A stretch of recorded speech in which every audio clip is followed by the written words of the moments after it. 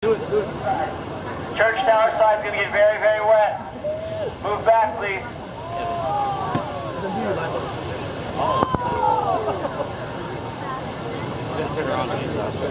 Mark, the criteria for running the Quicksilver in memory of Eddie Aikau, known as the Eddie. Those at the river mouth, please adhere to the lifeguards. Thank you.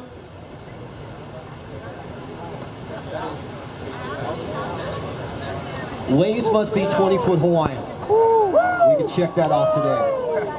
We're going to have waves 50-foot faces. We had waves 60-foot faces on Monday. We're going to be nearing that swell potential later today. Favorable winds. We have favorable winds. And number 3, an 8-hour window during the day. The last 3 swells that we've had on the North Shore have peaked at night, so the criteria has been met. We still need contestants, competitors, heats 2, 3, and 4.